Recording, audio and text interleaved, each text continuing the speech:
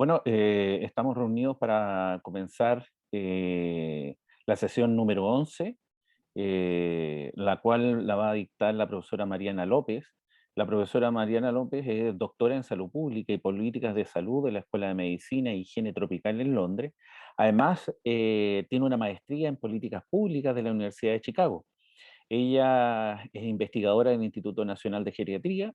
Sus principales líneas son determinantes económicos y sociales del envejecimiento con énfasis en su impacto en la dependencia funcional y mortalidad, cuidados a largo plazo, oferta de cuidados informales a los adultos mayores, políticas públicas para los adultos mayores y modelos econométricos en salud. Ella además tiene una vasta cantidad de publicaciones en revista Corriente Principal sobre 60. Y ella en estos momentos nos va a hablar sobre sistemas de bienestar, determinantes sociales de salud y envejecimiento en México. Profesora. Hola a todos, buenas tardes. Gracias por unirse. Voy a empezar a compartir la presentación y voy a apagar la cámara para no distraerme viéndome a mí mismo. Pero bueno, ya cuando regresemos a las preguntas, le vuelvo a encender.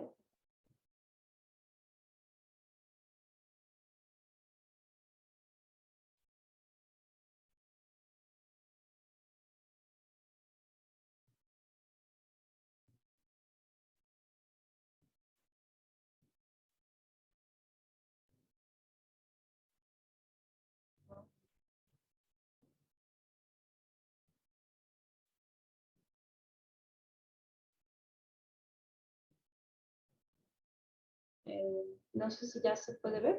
Sí, se ve sin ningún problema. Ok.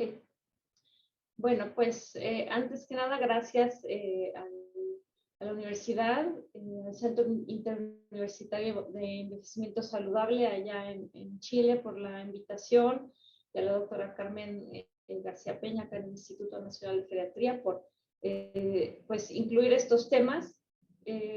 Por lo menos en las presentaciones que hemos dado el instituto, creo que todas son de temas muy diversos, pero comentábamos hace un rato con el doctor Marcelo que, bueno, creo que ese sí que es un tema más macro, que de cierta forma tiene que ver con todos y tal vez con ninguno, bueno, pero más con todos, en el sentido que es, pues, hablar de un poco todos esos determinantes y, bueno, un poco de la situación del envejecimiento, estos determinantes del envejecimiento en México. Entonces, el contenido, pues un poco hablar de estos determinantes sociales de salud, de los sistemas de bienestar como un determinante social prioritario, o sea, como es un pilar de estos determinantes que es fundamental en los países para, pues en nuestro caso, en el tema que nos compete, tener un envejecimiento mejor. Un poco sobre los determinantes de la salud y el envejecimiento, que esto más que unas láminas en específico lo voy a ir como retomando a lo largo de la presentación, y hablar un poco sobre la situación en México y después pues nada más terminando con unas iniciativas de cómo podemos avanzar en estos temas. Entonces, hablando un poco de los determinantes sociales de salud, como les decía, voy a hacer una introducción a qué es esto de los determinantes sociales en la salud. Obviamente, hablar de determinantes sociales no es un tema nuevo. Ya decían desde Hipócrates, por ejemplo, él hizo un tratado que se llama Sobre los aires, aguas y lugares, y él hablaba de cómo el lugar en el que vivimos traía algunas enfermedades, ¿no? Entonces, es un concepto, si lo vemos así, muy, pues antiguo, por decirlo de una forma. Pero a mediados de los 1800, ya en la sociedad más moderna, por decirlo de alguna forma, Engels, por ejemplo, en su libro de la situación de la clase obrera en Inglaterra, habla sobre los riesgos para la salud de los obreros en este país a mediados del siglo XIX. Entonces, cómo el ambiente en el que trabajamos, y obviamente, pues si se acuerdan de esta época, las condiciones de trabajo, empezaba la industria y eran unas condiciones pues muy malas, ¿no? de trabajo. un poco después, la Organización Mundial para la Salud define a la salud como un concepto complejo y multifactorial, al reconocer que la salud es el estado de completo bienestar físico, mental y social, y no solamente la ausencia de infecciones o enfermedades ligeras, fuertes o graves. Entonces, esta definición de la Organización Mundial de la Salud realmente fue como un parteaguas, porque claro, antes, bueno, y todavía muchas veces salud, pues no estoy enfermo, pero no es tener en cuenta que no solo es no tener enfermedades, o si tengo una enfermedad, tener un buen tratamiento, sino ese estado completo de bienestar. Entonces, obviamente, ¿qué va a pasar? Que para tener, o sea, este concepto tan multifactorial sobre la salud, pues muchas cosas están ahí interviniendo, ¿no? Otro momento como fundamental, ya muchos años después, pero bueno, también ya hace varias décadas, en el Reino Unido se generaron dos reportes. El primero, el reporte del grupo de trabajo sobre desigualdades en salud, y el otro que se llama la división en salud. Y estos dos reportes tenían como el objetivo investigar diferencias en el estado de salud por nivel socioeconómico, considerar sus causas y qué implicaciones tenía esto de cara a las políticas sociales y de salud que habían sido establecidas en el Reino Unido, pero esto se basa sobre todo en Inglaterra, décadas antes. Entonces, estos reportes fueron muy importantes porque documentaron por primera vez marcadas diferencias en el estado de salud y la incidencia de enfermedades entre personas con distintos niveles socioeconómicos, pero dentro de un país desarrollado, que además tenía políticas sociales robustas, sistemas nacionales de salud, etcétera. Entonces, digamos que hasta ese momento se creía que, bueno, pues un país rico no tenía estas diferencias y todos eran, y ante políticas universales, por decirlo así, o sistemas nacionales de salud, esta situación no pasaba. Y bueno, se demostró que sí pasa. Demostró que hay una inequidad que no es solo problema de los países en desarrollo o países pobres, sino que también estas inequidades se encuentran en países desarrollados y que tienen un impacto muy importante en la salud. De esta comisión y estos reportes, dos de los autores que estaban involucrados, Dahlgren y Whitehead, hicieron un marco conceptual, ellos le llaman el arco iris de los determinantes sociales de salud, donde si ven, tenemos, bueno, la persona en el centro, ¿no? Con sus características como sociodemográficas, su edad, su sexo, y de ahí vamos teniendo como capas de un arco iris donde cada una va a ir afectando a la persona en el centro. Tenemos los estilos de vida de cada quien, si fumamos, hacemos ejercicio, nuestra alimentación, las redes sociales que tenemos en la comunidad, si estas son fuertes o no. Y más después, en la capa que sigue, por decirlo de alguna forma, tenemos todas las condiciones más socioeconómicas, culturales, ambientales, y todas las otras características, por ejemplo, la vivienda, los servicios de atención en salud o sociales, si tenemos protección al desempleo, el ambiente laboral, la educación. Y entonces, como podemos ver, todas estas cosas van a afectar a la persona y son cuestiones no solo del individuo y de sus estilos de vida y sus redes, sino también esa sociedad en la que estamos, qué tanto tiene programas de atención o no, y si estos son más exitosos.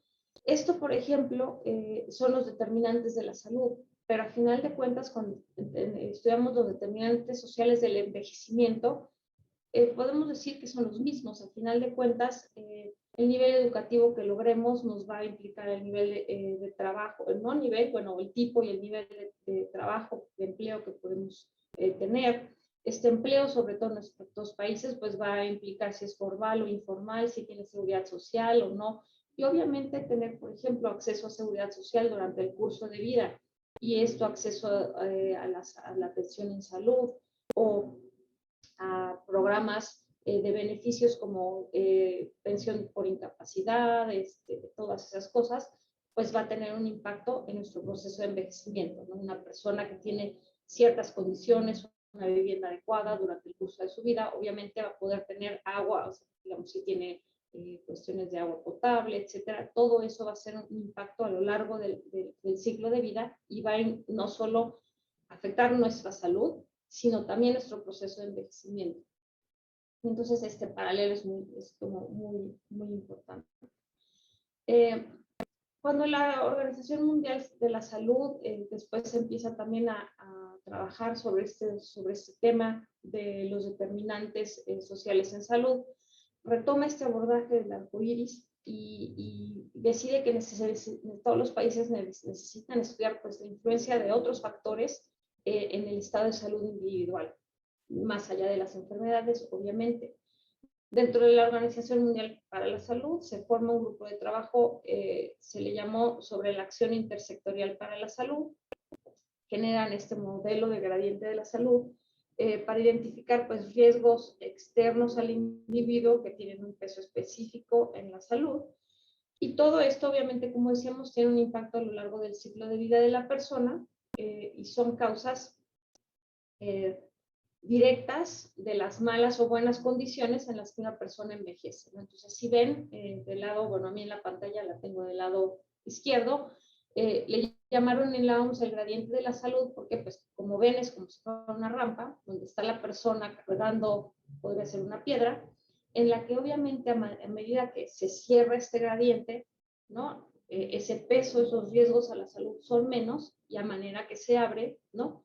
Estos son mayores. Entonces, pues tenemos aquí los riesgos medioambientales, la escolaridad, la alimentación en cuanto y tipo, ¿no? Que sean inadecuadas, el desempleo, pues por todo lo que causa estar desempleado, no solo es un ingreso, sino todo lo que implica, la vivienda inadecuada, la pobreza. Entonces, todos son estos riesgos y obviamente el enfoque es, estos son riesgos, pero también hay muchas acciones preventivas orientadas al individuo que pueden hacer que este gradiente vaya disminuyendo, ¿no? O que el impacto negativo sea lo menor posible. Entonces se crea un reporte, se crea una comisión para trabajar sobre los determinantes sociales en salud dentro de la Organización Mundial para la Salud. Esta es una red global de investigadores, organizaciones de la sociedad civil y también tomadores de decisiones, la gente que trabaja en el gobierno en muchos países, que busca generar acciones para eliminar estas causas de la mala salud y la desigualdad en salud. Entonces, obviamente, se trata de reducir estas inequidades a través de los determinantes sociales. Son 3 recomendaciones, pues tratar de mejorar las condiciones de vida, disminuir la distribución inequitativa del poder, los ingresos y los recursos, y generar información que permita entender y medir este problema de la inequidad social, y también del pues, el impacto de las acciones que, pues, o programas que hay en cada país para disminuirlo. Y entonces, como yo decía, obviamente, esto es muy importante porque no solo se trata de trabajar en la salud en un momento, sino que este trabajo continuo para nosotros que estamos en envejecimiento, pues el impacto que va a tener a lo largo del ciclo de vida. Otra forma de ver este marco conceptual, pues tenemos en la primera columna todo lo que veíamos, el contexto socioeconómico, político, la gobernanza, que es como qué acciones se hacen en cuanto a políticas macroeconómicas, todas las valores culturales y sociales. La columna que sigue es la parte individual de cada persona, todas sus circunstancias, obviamente el sistema que tenemos de atención en salud. ¿Por qué? Porque como vamos a ver más adelante, pues esto crea un gran impacto a lo largo del ciclo de vida en qué tanto vamos a poder tener acceso a salud, seguridad social, y esto cómo va a tener impacto en todas las condiciones sociales y económicas que hacen que una población se enferme o no, que requiera atención social y en salud a lo largo del ciclo de vida y en consecuencia, pues el impacto que esto tiene en su proceso de envejecimiento. Luego, bueno, esto es como a nivel más macro y hablando un poco sobre estos sistemas de bienestar o protección social, a mí me gusta verlo como uno de los pilares más importantes dentro de estos determinantes sociales que pueden ayudar, obviamente, no solo en un momento, sino en el ciclo de vida que lleva el proceso de envejecimiento. Entonces, bueno, primero un poco, pues, ¿a qué nos referimos cuando decimos la protección social? Bueno, primero, pues, hablar de protección social, pues, se reconoce como uno de los mayores logros en el siglo XX. Esta generación de sistemas de protección social pues permitió a muchos países avanzar en tener un bienestar y seguridad de sus ciudadanos al protegerlos de la vulnerabilidad o carencias y permitiéndoles, perdón, tener una vida digna. Esta protección social como concepto y también los sistemas de protección social obviamente han tenido muchas críticas o modificaciones al paso de las décadas y generalmente obviamente en asociación con el contexto económico social que se va viviendo, ¿no? Obviamente cambian las políticas o las ideologías o tendencias de un gobierno u otro y entonces obviamente pues se cambia esta visión sobre lo que es importante en un modelo de protección social. Pero este concepto de protección social se deriva del hecho de que todos los seres humanos a lo largo de la vida están expuestos a una serie de riesgos, pero estos riesgos no se distribuyen de forma igual entre los distintos grupos de la población. Perdón, y entonces hay diferencias pues por características sociodemográficas, condición socioeconómica, estado físico de salud. Y entonces la protección social trata de disminuir el impacto de estos riesgos y garantizar el ejercicio de estos derechos sociales. Y bueno, una cosa que se ha visto, pues la globalización ha incrementado el riesgo y la vulnerabilidad en muchas ocasiones. Hay dos sistemas principales por el momento en que se generaron en cuanto a sistemas de bienestar. El primero surge cuando en Alemania, en los 1880, a los finales de los 880, Otto von Bismarck genera un programa de pensiones nacional por edad avanzada. Más que como un apoyo a las clases desfavorecidas, Bismarck veía la necesidad de crear seguros para la población como un mecanismo para mantener el orden. Entonces sería si mi población está bien, ¿no? Si le garantizo algunas cosas, y obviamente pues esto habla de la época en que se vivía en ese momento, ¿no? La situación en ese país. Se creía también que si se apoyaba sobre todo a los trabajadores, se podía mantener un alto nivel de productividad y esto pues impacta en muchos otros sectores, ¿no?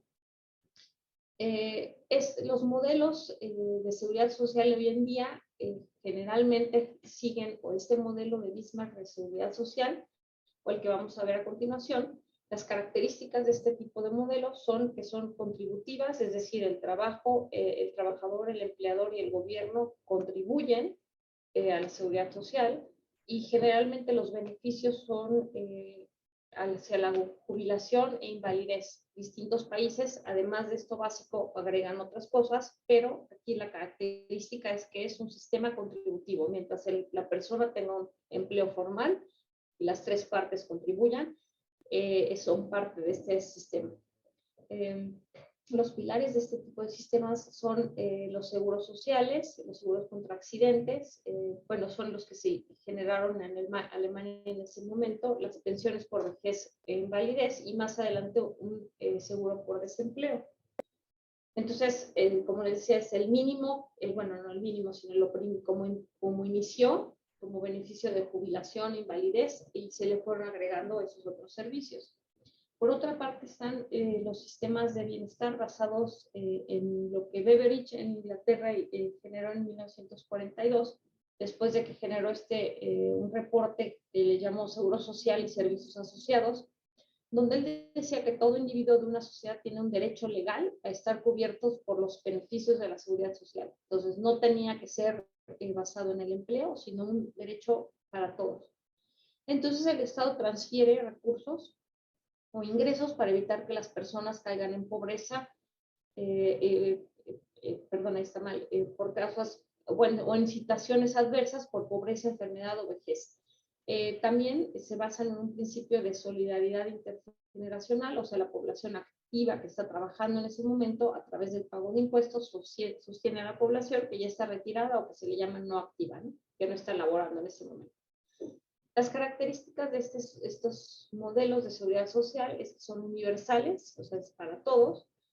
Los beneficios, por ejemplo, hoy en día en el Reino Unido, pues equivalen a un sistema nacional de salud para todos, educación pública gratuita, seguros de salud, de desempleo, de jubilación, y están basados en un sistema de impuestos redistributivos, o sea, el que más gana o el que más tiene, más pagan impuestos, y también en marcos normativos y regulatorios muy estrictos. O sea, hay muchos sectores de la sociedad, por decirlo así, que están muy regulados, como lo que es seguridad, vivienda, la industria, y con eso también se espera que todos, digamos, el que accede a una vivienda, por ejemplo, por parte de la seguridad social, sea igual o en un estándar similar en todos lados, ¿no? O para todos. Ahí no sé si se ve muy claro, pero en Latinoamérica los sistemas de protección social casi todos están basados más en un sistema contributivo que uno no, a excepciones de países como Uruguay o Costa Rica, que sí están basados en la protección social en modelos universales, integrales para todos. En el resto de los países vamos haciendo una combinación entre sistemas tipo Bismarck, como en México, por ejemplo, que es muy claro, en el que es una seguridad social contributiva totalmente, el que está en el empleo formal, ya sea público o privado, tiene acceso a un sistema de seguridad social bastante amplio. Otros estados, países, perdón, como Cuba y Nicaragua, tienen sistemas más basados en vez de en un sistema más neoliberal o hacia la economía mixta, pues en sistemas más socialistas, universales, ¿no? Entonces, bueno, es muy interesante, pues en una región hay una gran variedad de modelos de protección social, pero bueno, de una forma u otra tratan, ya sea que estén más basados en políticas universales, integrales o en la asistencia pública, digamos, como México y Chile hacen bastante hacia grupos específicos, sí, personas mayores, personas con discapacidad, niños, mujeres, digamos, va teniendo como grupos vocales a los que da asistencia pública. Y ahora pasando un poco a esta situación del envejecimiento y las personas mayores en México, y un poco ver cómo esos determinantes, pues en México, y espero, bueno, no sé si en alguna de las presentaciones vienen un poco eso, pero bueno, sabemos igual que está pasando en prácticamente todos los países de la región, pues México ya está en un proceso franco de envejecimiento. Ya en el censo del año pasado teníamos 12% de la población con 60 años o más, que se estima representa el 25% de la población para el año 2050. La esperanza de vida al nacer en México en 2020 es bastante alta, digo, sobre todo comparado con lo que ha crecido esta esperanza de vida en las últimas 50 años más o menos, ya es de 75 años. Y para la esperanza de vida a los 60 años se estimó 22.9 años para las mujeres y 20 para los hombres. También pues que realmente prácticamente toda la población de personas mayores siguen viviendo en sus hogares. El 26% de los hogares en México reporta por lo menos un miembro del hogar de 60 años o más. Y generalmente, bueno, o mayormente viven en áreas urbanas, están casados o tienen una pareja. Todavía las personas que tienen ahorita 60 años y más tienen, pero sobre todo las que son más mayores, digamos 80 años o más, pero bueno, todavía tienen niveles pues bajos de educación formal, ¿no? Y como ven, pues hablando un poco de este contexto, lo que se llama el índice de envejecimiento y la distribución de personas de 60 años y más por estados en México es nuestra división administrativa. Es una de las cosas que empezamos a ver, cómo esos determinantes, ¿no? Como esas diferencias regionales, socioeconómicas, porque también en México los estados del norte tienen una situación económica mucho mejor y de desarrollo mucho mejor que el sur. Entonces podemos ver que mientras hay entidades como, bueno, la primera que se ve, que es el Distrito Federal o la Ciudad de México, hay 60 personas de 60 años y más por cada 100 que son menores de 15, ¿no? Y los estados que siguen también están más o menos alrededor de 40 personas de 60 años o más por cada 100 menores de 15 años. Hay estados al final, como verán, que no llegan apenas a 20, 25 personas mayores comparadas con, con los que son de 15, menores de 15 años. Y también si lo vemos en el mapa, pues se ve esto mucho más claro, ¿no? El norte, como les decía yo, que es como más, digamos, más socioeconómico, tiene niveles, pues su economía es mucho más fuerte, tienen índices de desarrollo mayores, está ya más envejecido que lo que es el sur, el sureste, ¿no? Entonces, estas diferencias, estas distribuciones geográficas y diferencias también se ven en indicadores como el envejecimiento y cómo las personas están envejeciendo. Y esto, bueno, no sé si se alcanza a ver muy bien, esto de un trabajo que hicimos aquí en el instituto, Lorena Parra, que es una colega de nosotros y es la autora principal, pero que varios aquí en el instituto colaboramos, nos muestra cómo el proceso de envejecimiento y estas condiciones socioeconómicas o de estos el impacto que puede ser positivo o negativo de estos determinantes sociales, hacen que las enfermedades crónicas tengan un impacto muy fuerte en la carga de la enfermedad en adultos de 60 años y más.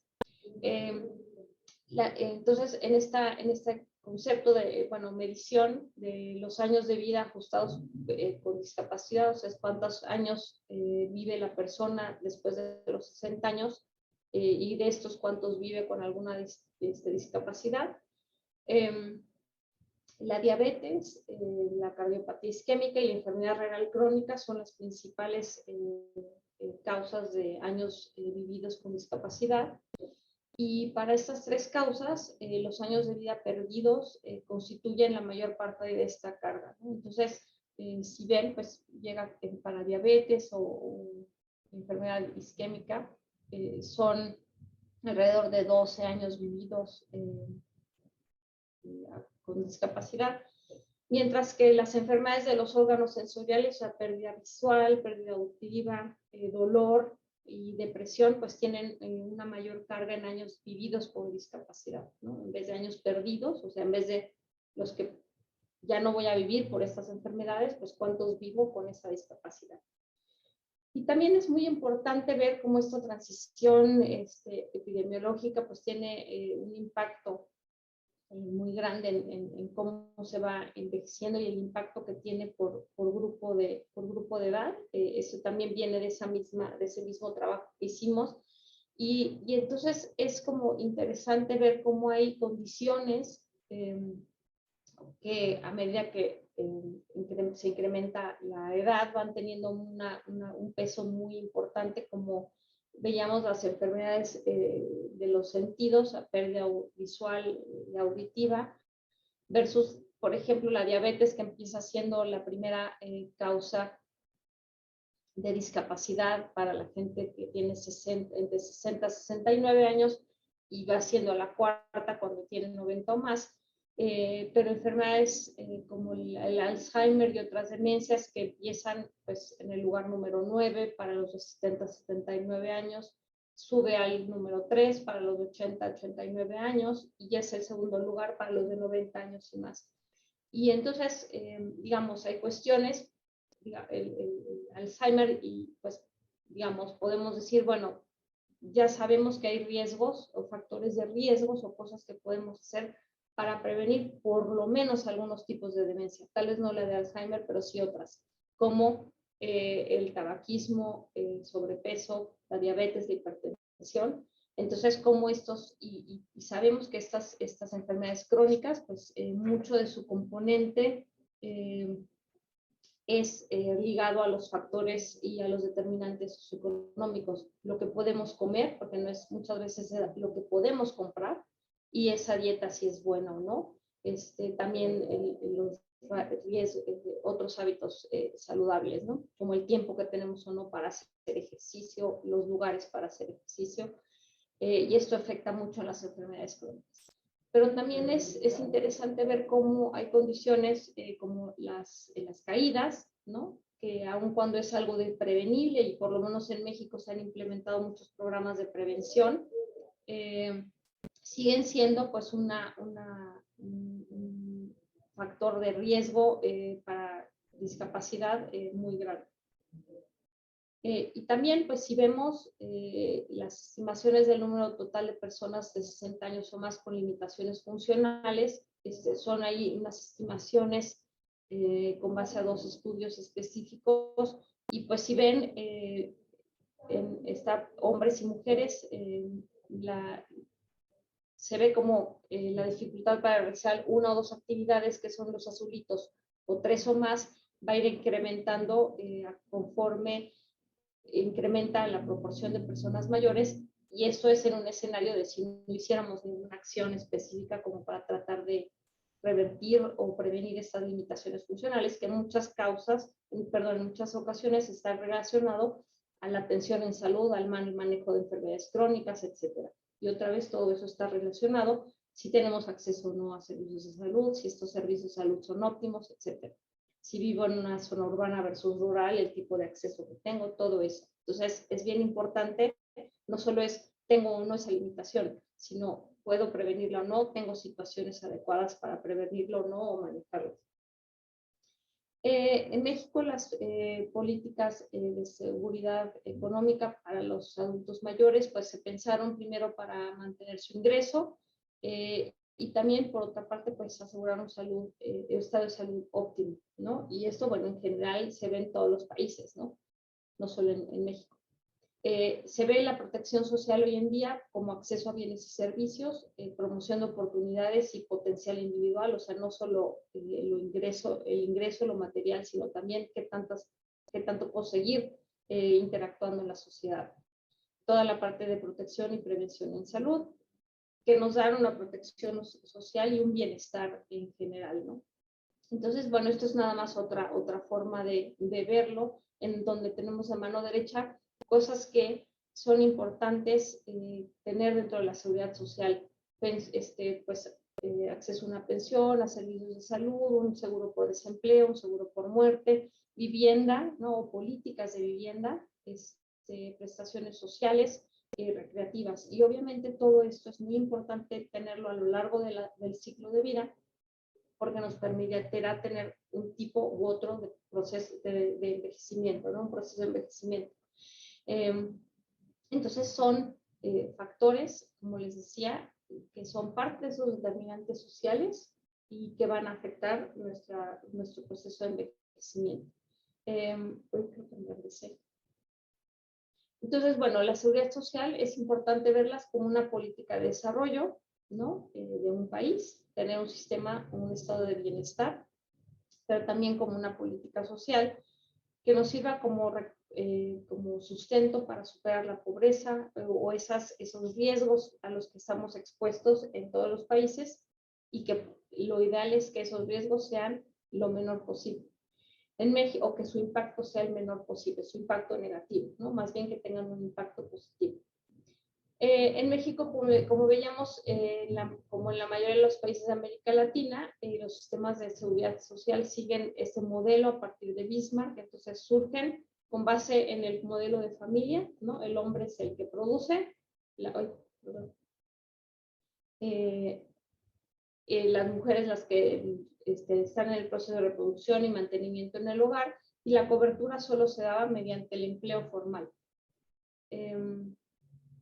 También se hace esta introducción de los programas de seguridad social a partir de la década de los 40. Claro, cada país fue diferente, pero también pues inició en México pues con protección a grupos o ocupaciones que ya estaban organizados, ¿no? Alguna industria, algún sindicato, etcétera, hasta que empezaron los sistemas de seguridad social. Y la cobertura se va ampliando en forma gradual y fragmentada a través de distintos subsistemas. Sin embargo, pues hay falta de coordinación entre estas y diferencias importantes en los subsistemas. En México tenemos dos subsistemas, uno Instituto Mexicano para el Seguro Social, que es para el sector privado, y el ISSSTE, que es para el sector público, ya sea a nivel federal o estatal. Y también, pues, de acuerdo con, se ve, pues, toda la población, hay mucha inequidad, porque pues toda la población que está en el mercado informal o que no está asegurado a través de su empleo formal, pues no tiene estos beneficios, ¿no? Entonces también, pues, muchas diferencias, sobre todo en el acceso a los servicios que uno tiene aún dentro de la seguridad social, diferentes entre urbano rural, perdón, y distintos sectores productivos.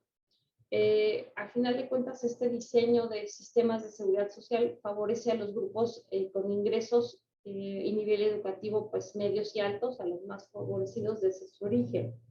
Y también pues grupos de población que quedan totalmente fuera del sistema, que aun cuando se han creado programas públicos para tratar de asegurarlos o tratar de incorporarlos, pues siguen quedando en su mayoría fuera, como población en condición de pobreza, grupos indígenas, personas mayores que no tuvieron un empleo formal o que no alcanzaron el mínimo de semanas trabajadas, ¿no? Y bueno, hasta recientemente se hicieron mecanismos complementarios de protección a grupos más vulnerables, como programas específicos, y también obviamente las pensiones no contributivas.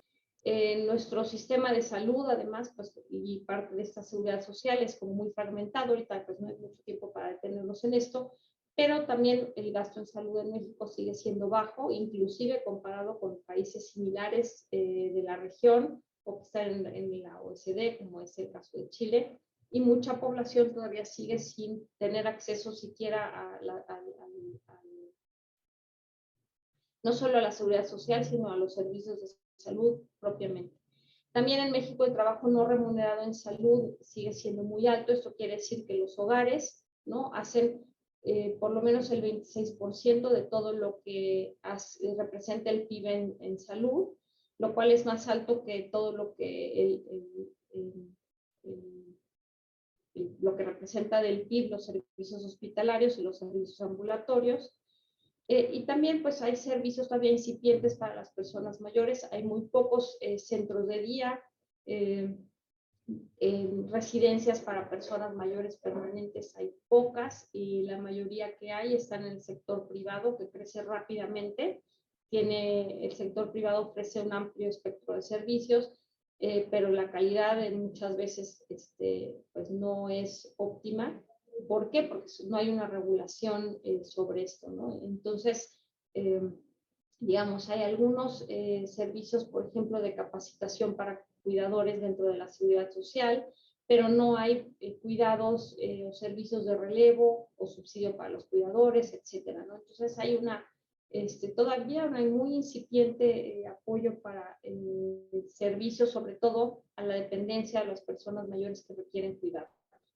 Los retos, pues, el envejecimiento de la población, pues, implica muchos cambios que imponen retos para las políticas sociales y en salud, que deben adecuarse a estos cambios y a las necesidades que esto genera. Se ha generado pues un incremento en el gasto social relacionado con la edad, derivado de las pensiones y los servicios de salud, pero ya que no hay políticas, por ejemplo, de cuidados o de largo plazo, pues el envejecimiento ocasiona una presión cada vez mayor en los hogares, que tienen que proporcionar cuidados y atención a la salud a esta creciente población adulta mayor.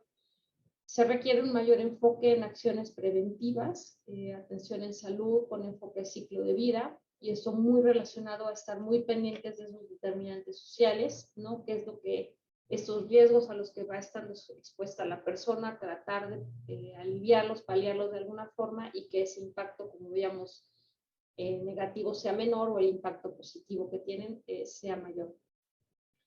Y bueno, pues también crear nuevos servicios para estas nuevas necesidades. Quiero irme más rápido porque ya va a haber poco tiempo. Obviamente reconocer las limitaciones de los programas que existen hoy en día y ver cómo no solo el acceso a la seguridad social, sino también a otros programas como las pensiones no contributivas están teniendo un impacto o no positivo. Más allá de tener un ingreso, ¿qué impacto está teniendo? ¿Qué se puede hacer con ese ingreso? ¿Es suficiente o no? Etcétera. Para pensar en políticas de ampliación de esta protección social, sobre todo para aquellos que no están en un empleo formal, que en México sigue siendo la minoría, ¿no? La mayor parte de la gente tiene un empleo precario o informal. Y entonces creo nada más terminar con estas láminas de qué estrategias se pueden seguir. A nivel mundial, o bueno, sobre todo de la región, hay varias estrategias que cada país podría indagar, seguir. Ha comenzado este año la década de envejecimiento saludable. La Organización Mundial para la Salud, junto a la Organización Panamericana de la Salud, están tratando de hacer muchas acciones a favor del envejecimiento saludable. Son 4 acciones específicas, pero les recomiendo que lo consulten. A nivel como individual nos da una idea de esos retos, no solo en todos los países, sino en la región. También hay programas como específicos, ¿no? Como los esquemas de atención centrados en la persona. Hay muchas también publicaciones sobre lo que se ha hecho o lo que se puede hacer, el costo de un sistema de atención, qué impacto han tenido los programas públicos, y eso es como muy importante tener esa información. En México se ha trabajado mucho y parte de eso a partir del Instituto Nacional de Geriatría, también con la Organización Mundial de la Salud, sobre qué pasa con el envejecimiento en México, cuáles son los hechos, desafíos para un envejecimiento saludable y 4 pasos o acciones específicas que se ha generado a partir de estas publicaciones. Primero, pues mejorar la medición, el seguimiento y la comprensión de todas las características de las personas mayores del envejecimiento, asegurar que todos puedan envejecer en un entorno amigable, crear un sistema de atención a largo plazo y alinear los sistemas de salud a la población de mayor edad, que ahora sirven porque tenemos servicios, pero que no son óptimos o específicos a las necesidades de las personas mayores. Y bueno, pues eso es todo. Muchas gracias.